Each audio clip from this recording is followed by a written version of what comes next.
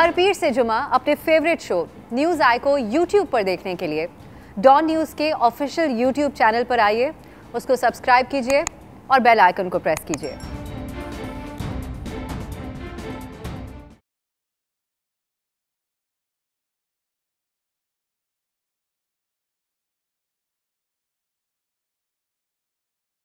अस्सलाम वालेकुम, welcome to news आई। मैं हूं अफसा कोमल। मेरी तरफ से, न्यूज़ आई की पूरी टीम की तरफ से, डॉन न्यूज़ की पूरी टीम की तरफ से आपको बहुत बहुत ईद मुबारक।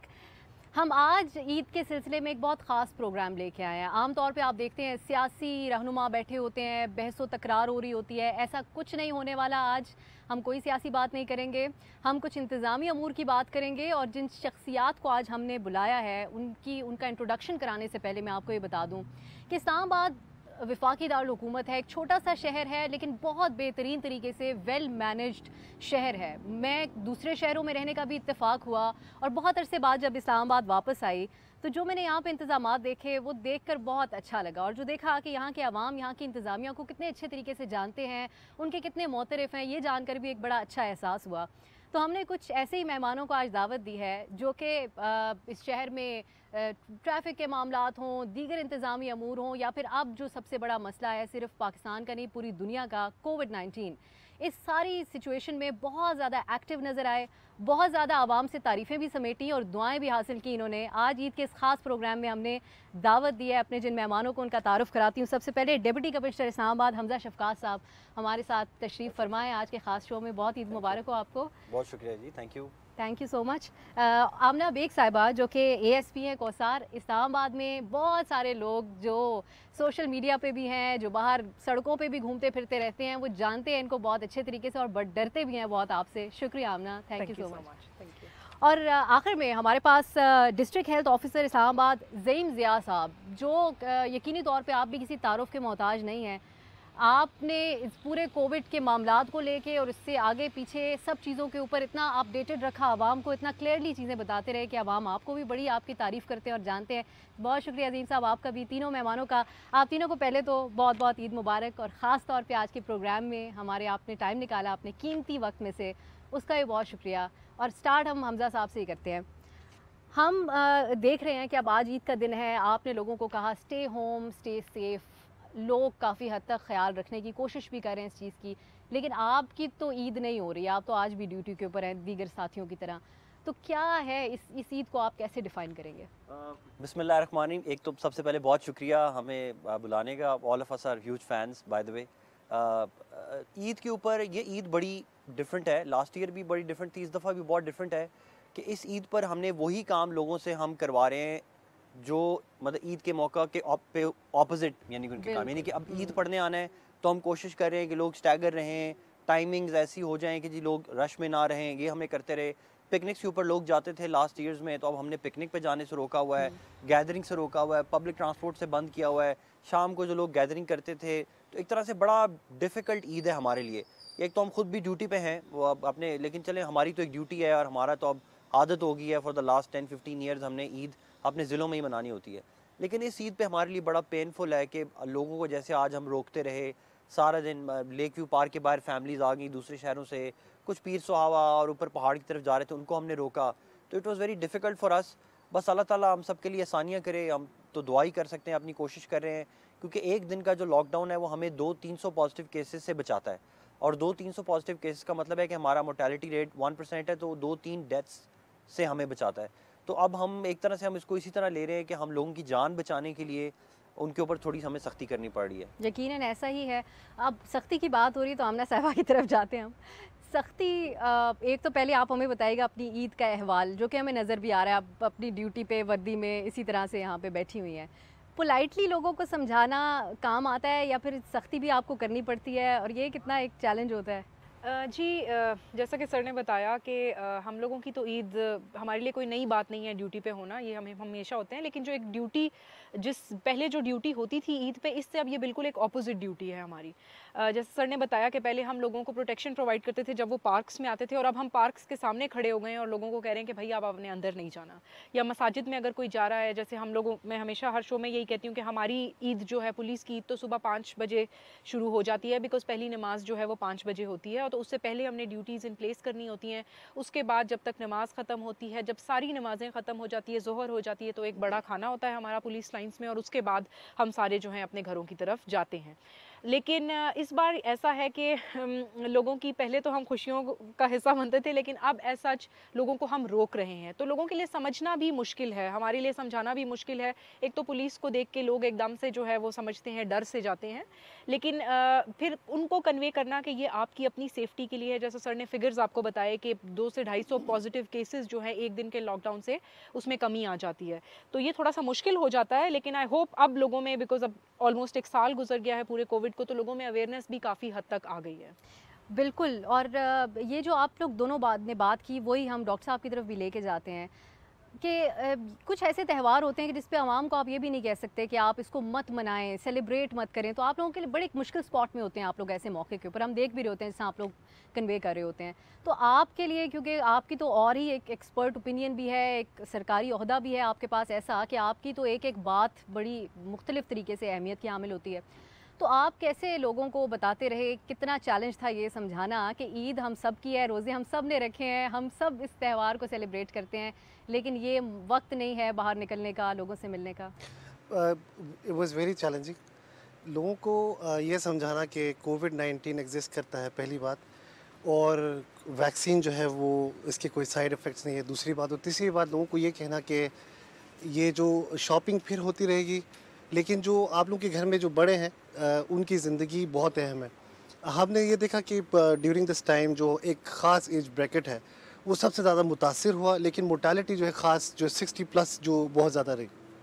हमने बहुत सारे लेवल्स पे जो डी साहब हैं और हमारे जो पुलिस के एहलकार हैं, इनके साथ मिल के हमने बहुत सारे लेवल्स पे काम किया। और सबसे अहम जो काम था वो ये था कि उन तमाम स्टाफ को जो काम कर रहे हैं, बहुत सारे लोग ये देखते हैं कि सिर्फ हेल्थ के लोग काम कर रहे हैं, वो नज़र आ रहे होते हैं, बट उनकी ज़िंदगी में बहुत सारे ऐसे चैलेंजेस होते हैं जिनको साथ लेके वो 24 आवर ड्यूटी के ऊपर है।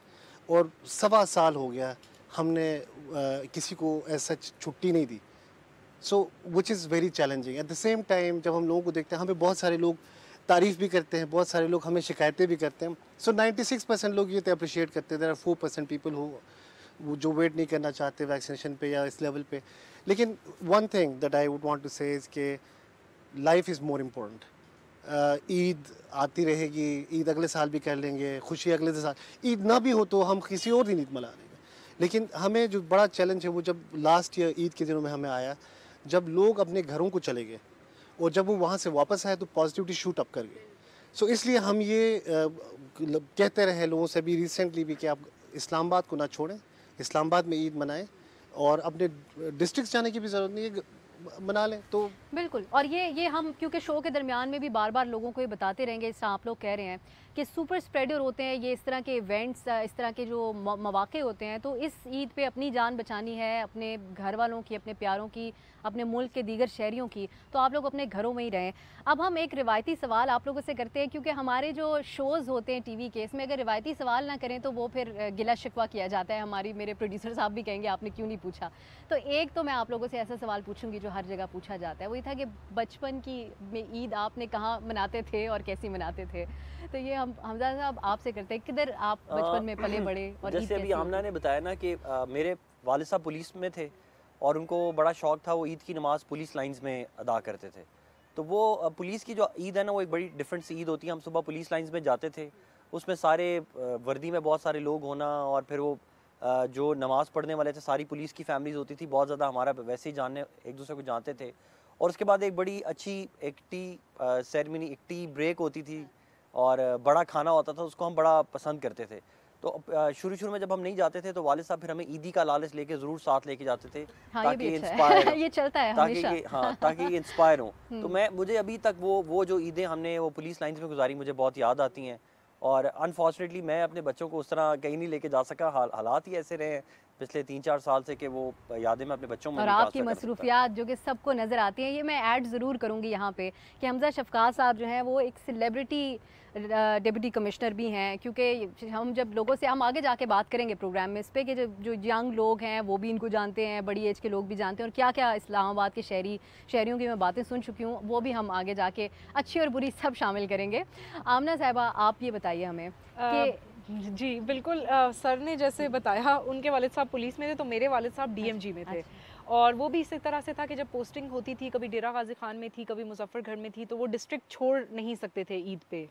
तो होता ये था कि हमारी ईद भी वालिद साहब के बगैर ही होती थी, नानी के घर आ जाते थे और जितने कज़न्स हैं नानी के साथ होते थे। फिर वो 3-4 दिन बाद जब डिस्ट्रिक्ट में सब कुछ ठीक ठाक हो गया, 2 दिन की छुट्टी ली, तो फिर वो आए। तो ईदों में वालिद साहब जो थे वो मिसिंग ही होते थे, बाकी फैमिली वाले जो थे उनके साथ होती थी। यही ज़िंदगी है जो और लोगों के सर्व करते हैं हमारे मुल्क में, उन सब की। और आप लोग तो बचपन से देखते आ रहे हैं, तो बड़े ट्रेंड होंगे ये सब कुछ सहने के लिए जो भी आप लोगों के ऊपर गुजर है। डॉक्टर साहब, आपके क्या मसरूफियात होती थी बचपन में? हमारे घर के बिल्कुल सामने हम पोलो ग्राउंड होता था हमारा ना, तो वहाँ पे बहुत सारे हमारे जो क्लास फेलो होते थे, दोस्त होते थे, वो अंडे लेके आते थे। तो वो अंडे एक दूसरे के साथ, वो जिसका अंडा टूटता था, वो अंडा जो जिसका अंडा नहीं टूटता उसको देते थे। अच्छा। So it was funny. तो बहुत ज़्यादा अंडे भी कभी हमने कमाए, नॉट दैट कि ये कोई शर्त थी या कुछ फिर बहुत सारे लेवल्स पे पोलो के मैचेस होते थे, तो गिलगित में पोलो बहुत ज़्यादा खेला जाता है। तो फिर पोलो देख के या फिर अदरवाइज़ घूम घाम के साइकिल रेंट पे लेते थे, और मार भी पड़ती थी घर पे कि तुम लोग साइकिल लेके सड़क पे क्यों गए थे, but kept on doing the बड़ा दिलचस्प आपका बचपन रहा होगा गिलगित में, मैं तो इमेजिन कर रही हूँ। आप लोग हमारे साथ ही हैं और हमारे नाजरीन भी हमारे साथ ही हैं। एक ब्रेक की तरफ हम जाएंगे और जब वापस आएंगे तो कुछ चीज़ें तो आप लोगों को एहतियाती तदाबीर हम जो इस्लामाबाद के शहरी हैं उनको हम बराह रास्त इंतज़ामिया की तरफ से SOPs पे अमल दरामद का एक बार फिर से कहेंगे, और हम कुछ इनके प्रोफेशंस के बारे में भी एक्सप्लोर करेंगे। हमारे साथ ही रहिए।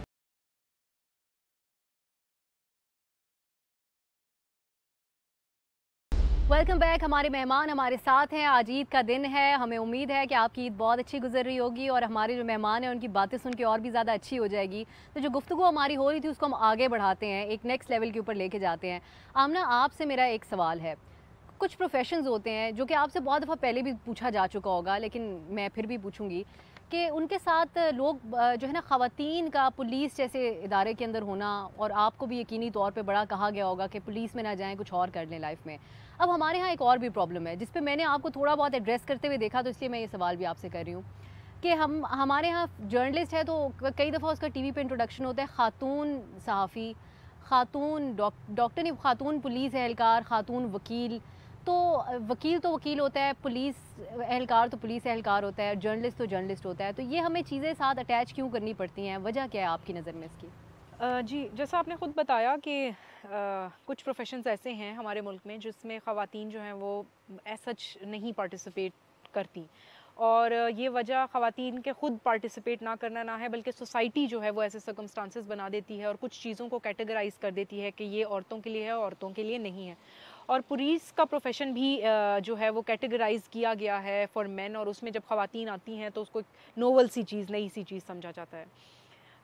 जी, आपका जो सवाल था कि ये कैसा है फॉर विमेन, आई थिंक कि एक दफ़ा जब आप यूनिफॉर्म पहन लेते हैं तो उसके बाद आपका जेंडर एज सच नहीं रहता। मैंने आज ऑफ कोर्स पब्लिक जो है वो जनरली मुझे एक फ़ीमेल ऑफिसर के तौर पे बोलती है, लेकिन ना आज तक मैंने अपने ना सीनियर से कभी ये फ़ील किया है कि वो मुझे एज़ फ़ीमेल ऑफिसर ले रहे हैं, ना मैंने अपने जूनियर से कभी ये फ़ील किया है कि वो मुझे एज़ अ फ़ीमेल ऑफिसर ले रहे हैं। कभी मुझे ऐसा फ़ील नहीं हुआ कि मेरी कॉम्पिटेंस पे मेरे जेंडर की वजह से कोई इशू रेज़ हुआ हो, या ये कहा गया हो कि ये काम ये नहीं कर सकती बिकॉज़ ये खातून है। ऐसा बिल्कुल भी नहीं है। इनफैक्ट रात के 2 बजे की ड्यूटी हो, सुबह 4 बजे की ड्यूटी हो, रिस्पॉन्सिबिलिटी आपके ऊपर इक्वली होती है। और ये मेरे लिए भी थोड़ी सी शायद हैरत की बात थी, बिकॉज़ इससे पहले मेरा भी एज सच पुलिस के साथ कोई एक्सपीरियंस नहीं था। And I was expecting कि when I joined the department I will be facing some sort of discrimination, but alhamdulillah I would give all of the credit to my seniors and my juniors under command के मुझे कभी ऐसा नहीं लगा कि मैंने कोई बात की और मेरे जो अंडर कमांड है, मेरे SHOs हैं या मेरे ASIs हैं या IOs हैं, वो मेरी बात नहीं सुन रहे because you know I am a lady. तो ये हमारी पब्लिक में शायद ये परसेप्शन चेंज होने में थोड़ा सा टाइम लगे, बट ओवरऑल पुलिस डिपार्टमेंट में अब मेरा नहीं ख्याल कि ऑफिसर्स में ये कैटेगराइजेशन है लेडी या ज़बरदस्त ज़बरदस्त, ये बहुत अच्छी बात है। और आपकी एक बड़ी ख्वाहिश थी कि औरतों के लिए बड़ा आसान हो जाए पुलिस स्टेशन में आके जो चीज़ों को रिपोर्ट करना, अपनी शिकायत दर्ज कराना, तो ये आपने फ़र्क देखा वक्त हाँ के जी, साथ? मैं इसमें आपको एक कोट कर देती हूँ। एक मेरे जब मैं आई वाज पोस्टेड इन पिंडी और वहाँ पे मेरे स्टाफ ने, बिकॉज मुझे खुद तो शायद इस बात का अंदाज़ा ना होता, लेकिन मेरा जो स्टाफ वहाँ पे पहले से पोस्टेड था, काफ़ी 5-6 साल से वहाँ पे पोस्टेड था मेरे ऑफिस में। So when I took charge after 3 months, मेरे स्टाफ में से मेरे रीडर ने आके मुझे कहा कि मैडम जब से आप आई हैं ना, तो ख़वातीन बहुत ज़्यादा, ख़वातीन कंप्लेनेंट्स ज़्यादा आनी शुरू हो गई हैं। तो उस वक्त मुझे अंदाज़ा हुआ कि शायद वाकई मेरे आने से कोई फ़र्क पड़ा है। और उसके साथ साथ एक और चीज़ जो वहाँ पे थी, और वो सेटअप इस वक्त अल्हम्दुलिल्लाह इस्लामाबाद में भी ऐसा ही है कि कोई अगर मेजर इशू हो जाता है किसी खातून के साथ, तो मेरे सीनियर्स जो हैं वो मुझे रेफ़र कर देते हैं कि आप इनसे बात कर लें, आप इनकी बात सुन लें, इंक्वायर कर लें। तो आई थिंक औरतों के लिए फिर आसान हो जाता है अपने मसाइल बताना। तो I am happy to contribute in any way I can. Definitely. और कितनी ज़्यादा औरतें हैं हमारे यहाँ, अगर रेशो देखा जाए तो उतनी ही ज़्यादा पुलिस के अंदर, पुलिस में भी ख़वातीन का होना ज़रूरी है। और ये बड़ी अच्छी बात आपने की है कि आपको फ़र्क वाज़े तौर पे नज़र आया। अब DC साहब, आप जो हैं, अब मुख्तलिफ होने की बात हो रही है चीज़ों के, तो आपकी एक एग्ज़ाम्पल हमारे जहन में आती है। आपने ओहदा संभाला तो उसके बाद आप सोशल मीडिया पे भी, सोशल मीडिया, हमारे जो नाजरीन अगर नहीं जानते तो ट्विटर एक प्लेटफॉर्म है सोशल मीडिया पे, जिसमें बहुत सारे जो लोग हैं वो आपके साथ डायरेक्टली इंटरेक्ट करते हैं, वो अपनी शिकायतें लगाते हैं, आप उनको फ़ौरी तौर पे आके जवाब भी देते हैं, और कोई हल्की फुल्की बातें भी होती हैं। तो जो लोग हैं, हमने भी बचपन से कभी नहीं देखा कि इतनी अहम सरकारी ओहदे के ऊपर मौजूद लोग, उनसे तो मिलना, उनसे कम्युनिकेट करना एक बड़ा मुश्किल काम होता था। तो आपकी तरफ से फ़ौरन टीम्स भी भेज देना, मजाक का जवाब भी देना, ये सब कुछ, तो ये जो जिद्दत आई है, इससे कोई फ़र्क भी नज़र आता है आपको लोगों के साथ कनेक्ट होने में, और लोगों का फ़ीडबैक कैसा होता है इस पर? असल में जब अब गुड गवर्नेंस की बात हो ना, गुड गवर्नेंस तभी हो सकती है जब वो एग्जीक्यूटिव ऑफिसर्स जो हैं, जो ऑफिस में बैठे हुए हैं, जब तक वो पब्लिक के साथ, जो एग्जैक्ट आपकी क्लाइंटेल है, उसके साथ आप कनेक्ट नहीं करते। अगर मैं अपने दफ्तर में बैठा रहूँ तो मेरे दफ्तर में जितने भी लोग आएंगे वो कुछ बैरियर्स क्रॉस करके आएंगे। पहले दफ्तर पे गार्ड खड़ा होगा, उसके पास आएंगे, फिर वो कोई मेरे दफ्तर में PA के पास आएंगे, फिर कोई टाइम लेंगे, टाइम लेके मेरे तक पहुँचेंगे। जब तक वो मेरे तक पहुँचेंगे तो 50-60% लोग जो है सारे प्रोसेस से डर के चले जाते हैं, वो आप तक बात नहीं पहुँचती। और फिर जो ऑफिस में आके मुझे लोग मिलते हैं वो ज़्यादातर झूठ ही बोल देते हैं कि सर आप अच्छा काम कर रहे हैं। स्टाफ से पूछता हूँ तो वो भी यही कहते हैं। इसलिए बहुत ज़रूरी था कि एक ऐसा डेमोक्रेटिक सोशल मीडिया का प्लेटफॉर्म हो जहाँ पे हम खुद अपने आप को प्रेजेंट करें और हमें एक्चुअली पता चले कि लोगों की प्रॉब्लम्स क्या हैं। वरना ऊपर ऊपर तो हमें वही पता चलेगी जो 10% लोग हमारे दफ्तरों में आ रहे हैं, 90% से हम डिस्कनेक्ट होंगे। एक चीज़। दूसरी चीज़ हमने ये देखी कि इस्लामाबाद के अंदर जब मैं 2018 में जब मैं पोस्ट हुआ तो यहाँ पर बहुत ज़्यादा प्रोटेस्ट हो रहे थे और रोड्स बंद होना शुरू हो गई। एक रिलीजियस पार्टी थी, उसने बहुत ज़्यादा इस्लामाबाद को चोक कर दिया। तो और उसकी टीवी के ऊपर भी बैन था कि उसके बारे में बात ना की जा सके। तो लोगों को ये पता नहीं चल रहा था कि एयरपोर्ट जाने वाली रोड खुली हुई है या नहीं खुली हुई। वो घरों से निकलते थे, चौक पे पहुंचते थे, वहाँ से उनको रिटर्न करना पड़ता था। तो वहाँ पर जब हमने इन्फॉर्मेशन शेयरिंग की तो वहाँ से मैंने देखा कि जो हमारी रीच प्रिंट मीडिया पे थी या इलेक्ट्रॉनिक मीडिया में थी या जो हम नोटिफिकेशंस निकालते हैं उससे एटलीस्ट 20 टाइम्स ज़्यादा हम सोशल मीडिया पे लोगों तक पहुँच रहे थे। तो उसकी वजह से ऑब्वियसली लोगों की ज़िंदगी भी आसान होती जा रही थी। तो इन दो वजूहात से मैं आपको बताऊं कि अभी तक हमने सिर्फ सोशल मीडिया और ऑनलाइन कंप्लेंट्स के ऊपर हमने अपना रिकॉर्ड बनाया तो 40,000 कंप्लेंट्स हमने एड्रेस किए हैं। यानी कि अगर ये 40,000 कंप्लेंट्स में एड्रेस ना करता तो ये लोग यहाँ मेरे दफ्तर ना आते, और अगर आप मेरे दफ्तर आते तो आप सोचें कि 40,000 में उनकी अपनी इकॉनमी कितनी ख़राब होती। वो पैसा खर्च करते, पेट्रोल भरते, टाइम लेते, मेरे पास आते, हो सकता है मैं उस टाइम पे फील्ड में होता, उनका टाइम ज़ाया होता। तो अब और थ्रू आउट फिर हमारी गवर्नमेंट की तरफ से भी हमें यही डायरेक्शंस आई कि आप सर्विस डिलीवरी या डोर स्टेप करें, रूरल एरियाज़ के अंदर लोगों को यहाँ ना आना पड़े, उनके लिए फैसिलिटेशन सेंटर्स बनाएं। और ऐसी क्लास जो नॉर्मली हमारे दफ्तरों में नहीं आती, जो लेकिन सोशल मीडिया पे बहुत एक्टिवली, जैसे आमना भी कह रही थी कि इनके आने की वजह से ख़वातीन आती हैं, सोशल मीडिया के ऊपर भी बहुत ज़्यादा ख़वातीन कंप्लेंट्स कर रही होती हैं। क्यों? क्योंकि अदरवाइज़ उनके लिए कंफर्टेबल नहीं होता, ख़वातीन के लिए आसान नहीं है चक्कर लगाना, मुश्किल है उनके लिए चक्कर लगाना, फिर इधर आना। तो सोशल मीडिया, तो इसलिए हमने ये कर लिया कि हम फुल फोकस करेंगे ऐसे लोगों को जो हमारे दफ्तर नहीं आ सकते, उनको हम सर्विसेज प्रोवाइड करें। और उससे हमें वाकई फ़ायदा ये हुआ कि हमारी क्रेडिबिलिटी भी इंप्रूव हुई, लोगों का ट्रस्ट भी हमारे महकमे पे हुआ और हमारी डिसीजन मेकिंग भी बेहतर हुई। मैं आपको बता रहा हूँ कि पनाह गाहें फॉर एग्जांपल हमें प्राइम मिनिस्टर ने कहा बनानी है, तो कहाँ बनानी चाहिए? कौन लोग हमारे साथ सपोर्ट करेंगे, वो हमें सोशल मीडिया के थ्रू पता चला। किस दिन हमें छुट्टी दे देनी चाहिए, लोकल हॉलीडे दे देनी चाहिए, कहाँ हॉटस्पॉट्स हैं, वैक्सीनेशन कहाँ पे हमें लेके जानी चाहिए, वगैरह वगैरह। तो उसमें हमें काफ़ी ज़्यादा इसका फ़र्क पड़ा। अच्छा, आपका फिर सोशल मीडिया, डॉक्टर साहब की तरफ भी मैं आऊँगी, ये इसी से कनेक्टेड एक सवाल आपसे मैं ये करना चाहूँगी कि जो सोशल मीडिया पे लोग हैं, ख़ासकर ट्विटर के ऊपर आप लोग बहुत ज़्यादा एक्टिव होते हैं, तो क्या वही लोग हैं सिर्फ आपके ख्याल में, या फिर आप लोगों का और भी कोई तरीका होता है पब्लिक में निकल के उनसे पूछने का? क्योंकि एक तनकीद है जो कि आपकी जितनी बातें आपने बताई वो एक तरफ है और वो नज़र भी आती हैं। हम देखते हैं कि कहीं ना कहीं इस्लामाबाद के, वो मैंने सुना है लोगों से, इस्लामाबाद के जो शहरी हैं उनका इंतज़ामिया के ऊपर एक ट्रस्ट सा डेवलप हुआ है कि हम कह देंगे हमजा शफकात को और वो आपको पूछेंगे आके, क्योंकि आप जवाब देते हैं उनको। लेकिन कुछ लोग, आप लोगों के सीनियर्स भी इस बात का इज़हार, आप लोगों से पहले इस तरह के ओहदों पर रहने वाले अफराद भी इस बात का इज़हार कर चुके हैं कि कुछ सेल्फ प्रोजेक्शन वाला मामला भी नज़र आता है जो नई लौट आई है उनके अंदर। तो ये जो तनकीद है इसको आप कैसे जवाब देते हैं? नहीं, ये बात आपकी सही है कि सोशल मीडिया पे जब आप ज़्यादा काम कर रहे होते हैं, हमारी तो ट्रेनिंग सच्ची बात है नहीं है। हम जब सिविल सर्विस में आए तो हमें तो यही पता था कि social media is a no go territory, maximum email use कर सकते हैं। अगर हमने अखबार में आर्टिकल लिखना हो तो हमें इस्टेब्लिशमेंट डिवीज़न से परमिशन लेनी पड़ती है। अगर हमने टीवी पे कहीं जाना हो तो अपने डिपार्टमेंट से परमिशन लेनी पड़ती है। अगर कोई प्रेस रिलीज़ भी देनी हो तो उसको 6 बंदे वेट करके भेजते हैं। तो हमारी तो ट्रेनिंग इस तरह की थी कि हम बहुत ज़्यादा मीडिया फ्रेंडली नहीं थे। लेकिन अभी जो दौर चल रहा है पाकिस्तान में, पूरी दुनिया में ये दौर चल रहा है कि अब इसके बगैर चारा नहीं है। मैंने आपको बताया ना कि अगर गुड गवर्नेंस करनी है तो हमें आना पड़ेगा। इसमें हमारे से गलतियाँ होती हैं, हमारे कॉलीग से भी गलतियाँ होती हैं। कई दफ़ा लगता है लोगों को कि ये सेल्फ प्रोजेक्शन कर रहे हैं, लेकिन आई कम्प्लीटली एग्री कि सेल्फ प्रोजेक्शन सिविल सर्वेंट्स को जेब भी नहीं देती, करनी भी नहीं चाहिए। हमने कोई इलेक्शन नहीं लड़ने, हमें कोई पॉपुलैरिटी कॉन्टेस्ट नहीं विन करने होते, हमारा काम है डिलीवरी करना।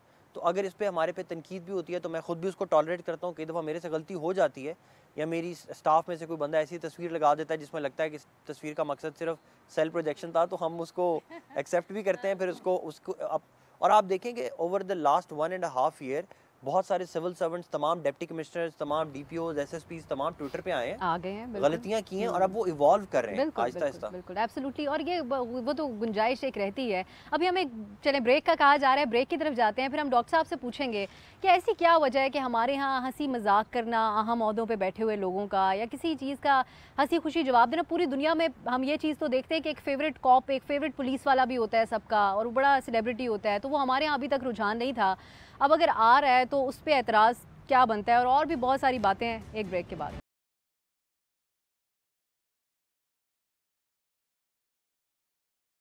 Welcome back. एक बार फिर से आप सबको बहुत बहुत ईद मुबारक। हमारे जो मेहमान हैं उनकी गुफ्तगू आप सुन रहे हैं और उसी सिलसिले को हम आगे बढ़ाते हैं।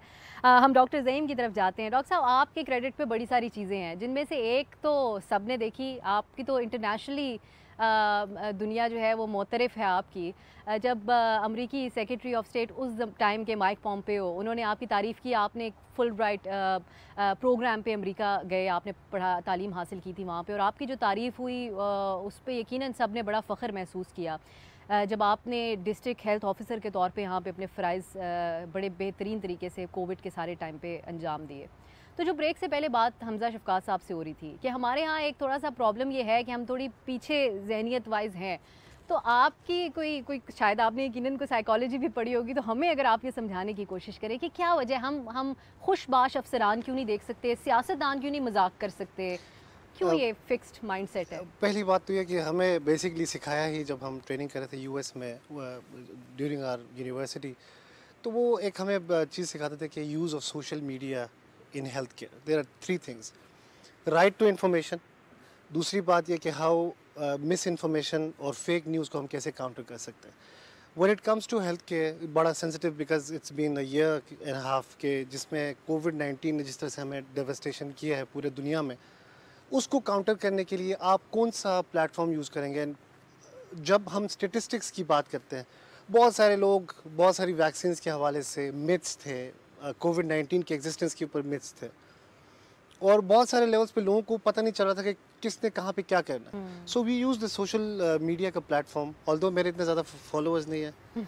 हमजा भाई की हमजा साहब से ले लें मैं करता हूँ, हम इसके ऊपर ट्रेड कर सकते तो हैं। इनको बट जब हम लोग इसको मिस इन्फॉर्मेशन, आप देखें इस्लामाबाद की हद तक अगर हम बात करें ना, मिस इन्फॉर्मेशन को हमने लिटरली दबा दिए, क्योंकि जितने भी न्यूज़ रिपोर्टर्स हैं, we are in very good terms, except when some of them don't want to be in good terms. But जितनी support हमें न्यूज़ और ये जो हमारे जर्नलिस्ट से मिली उतनी हमें कहीं से भी नहीं मिली, frankly. And then political lot है, religious lot है. When they come together, everybody is a Twitter account, everybody is a social media Facebook का account, and they use it, and they use it rightly. तो उसकी वजह से क्या होता है कि इन्फॉर्मेशन जो है वो लेजिट हो जाती है बहुत सारे लेवल्स पे, एंड स्पेशली जब नंबर्स और परसेंटेजेस की बात करते हैं, I think that's very important. और एक और चीज़ जो अहम थी वो जितने भी हमारे हेल्थ केयर वर्कर्स काम करते हैं, because health care workers hospitals में काम करते हैं, उनका ज़्यादा ना वो सोशल मीडिया पे है ना उसके ऊपर है, तो उनको कोई इस तरह की अप्रिसिएशन वाली सिचुएशन नहीं थी, उनको bring up to the on to the limelight. तो उसको भी यूज़ करते हुए दे सी व्हेनेवर मैं ट्वीट करता हूँ बहुत सारे अपने स्टाफ के हवाले से when they are working on the field, और मैं स्टेटिस्टिक्स जब ट्वीट करता हूँ तो जर्नलिस्ट के लिए आसानी ये होती है कि they just take it from there. जो मेरा स्टाफ काम कर रहा है जो 1.25 साल से छुट्टी नहीं कर रहा, तो उसको ये लगता है कि यार we get the appreciation and we are stepping out of the end they tend to step out the comfort zone. So अगर बहुत सारे लोग अगर ये समझते हैं कि किसी के फॉलोअर्स ज़्यादा हो रहे हैं, फॉलोअर्स का बड़ा शिकवा है आपको, मुझे लगता है मुझे भी दरख्वास्त करनी पड़ेगी आपके दोनों दोस्तों से कि वो लोग कुछ हत्या कर दें. I am not saying that. मैं सिर्फ ये कह रहा हूँ कि बहुत सारे लोग जो इसको नेगेटिवली सोचना चाहते हैं, और वो बहुत सारे लोग खुद ही फेक जो है अकाउंट बना के खुद ही जो है आ जाते हैं. वो भी तो सोशल मीडिया यूज़ करें ना, वो कौन सा कुछ और यूज़ करके ट्विटर के ऊपर मैसेज भेजते हैं. So this is like to way. The important thing is कि जो राइट इन्फॉर्मेशन है, मिस इन्फॉर्मेशन को ख़त्म करना और फेक न्यूज़ को दबाना is our responsibility, and that's what we without a doubt. और हम भी बड़ा फॉलो कर रहे हैं आपको, बिल्कुल एग्जैक्ट फैक्ट्स एंड फिगर्स के साथ हमें नंबर्स मिलते हैं आपके सोशल मीडिया, ट्विटर से ख़ास तौर पे. अब एक सवाल बहुत से लोग ये बात करते हैं कि कुछ मुल्क हैं जहाँ पे अब मामलात मामूल पे आते जा रहे हैं, वैक्सीन्स लग गई सबको. आपका जो अंदाज़ा है उसके मुताबिक हमारे यहाँ जो स्पीड चल रही है सब चीज़ों की, कब सब चीज़ें बैक टू नॉर्मल होंगी? अगर हम पिछले 3 हफ्तों का डेटा देखें तो वो एक डिक्लाइन है, डिक्लाइनिंग फेज़ में है, क्योंकि हम वीकली पॉजिटिविटी देखते हैं. जब पॉजिटिविटी हम डेली देखते हैं तो उसमें बायसेस होते हैं. हम जब वीकली जो टेस्ट होते हैं इनको अगेंस्ट द पॉजिटिव लोग पॉजिटिव पीपल, तो हमें ये अंदाज़ा होता है कि वीक के जितने टेस्ट रन होते हैं उसमें हमें एक यूनिफॉर्मिटी मिलती है. सो उसकी बुनियाद पे हम इसको प्लॉट करते हैं, देन वी सी कि what are the trends doing. Islamabad की हद तक बात करूँ तो इस्लामाबाद में positivity has come down to 6% to 8%. और vaccination it has crossed 200,000. And I think it's almost 35% of the people who want to get vaccinated or eligible to get vaccinated. हमारे जो रूरल एरियाज़ हैं वहाँ पे लोग ट्विटर वगैरह use नहीं करते, तो we have lady health workers, they are going door to door, दरवाजे पे नॉक करते हैं, पूछते हैं कि आपके घर में कोई ऐसा बंदा तो नहीं है कि जिसने वैक्सीन नहीं कराई, 40 साल से ऊपर का है, कोई बीमार है, कोई मतलब we tend to like bring everybody onto the system. I think systems need to be more strong, and then using that as कि हमारा जो information जो float करते हैं वो legit होना चाहिए, and that's what we try to do.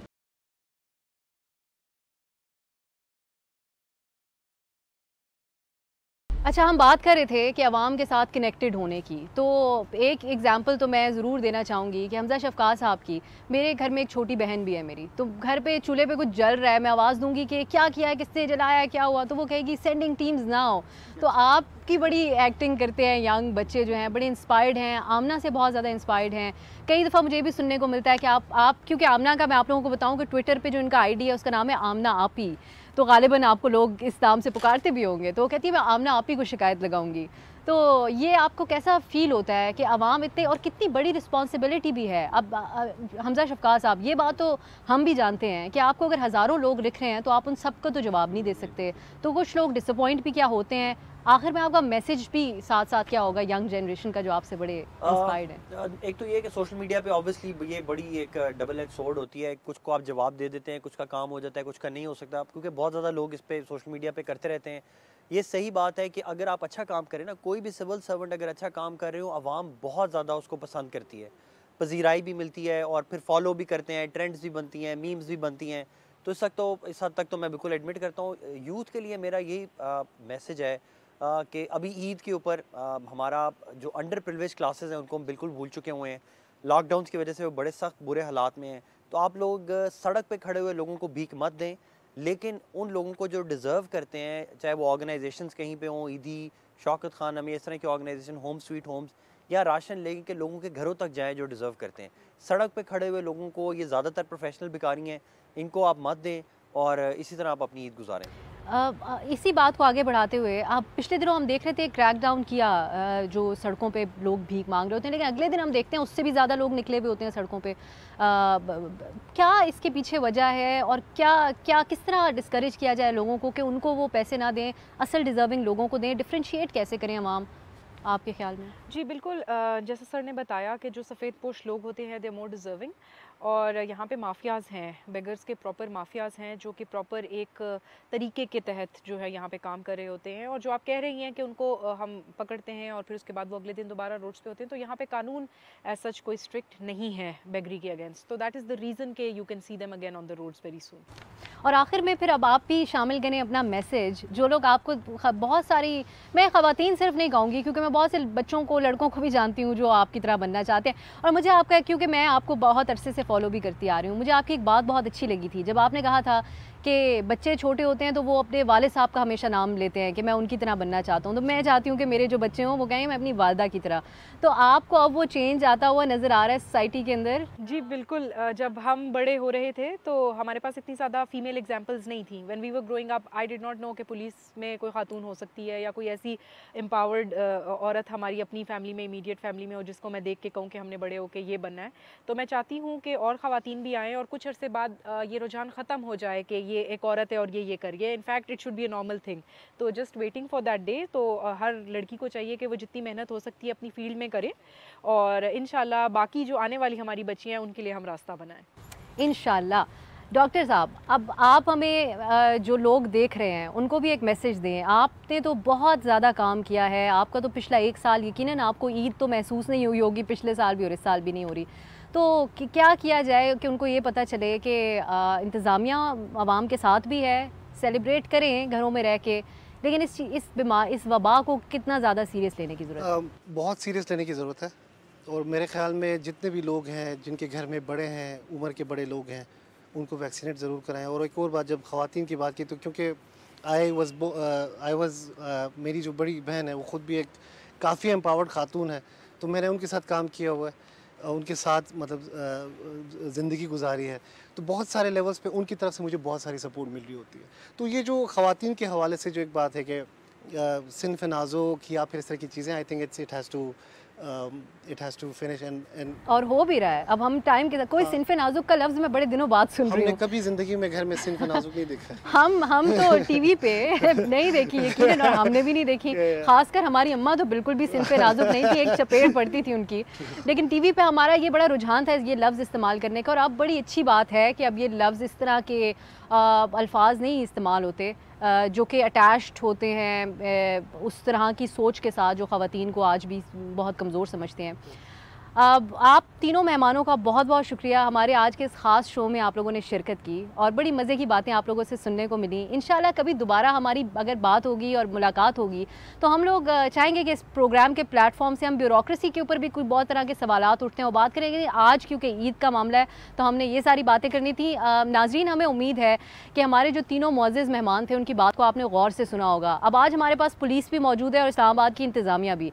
तो अगर हमें ख़बर मिली कि इस्लामाबाद में कोई SOPs का ख्याल नहीं कर रहा तो हमजा शफ़कात साहब भेजेंगे टीम्स और आपको फिर पता चलेगा कि SOPs पे कैसे अमल करना है। हमें उम्मीद है कि आपकी ईद बहुत अच्छी गुजरेगी। इंजॉय कीजिए, अपना बहुत ख्याल रखिए, अपने घर वालों का ख्याल रखिए। खुदा हाफ़िज़।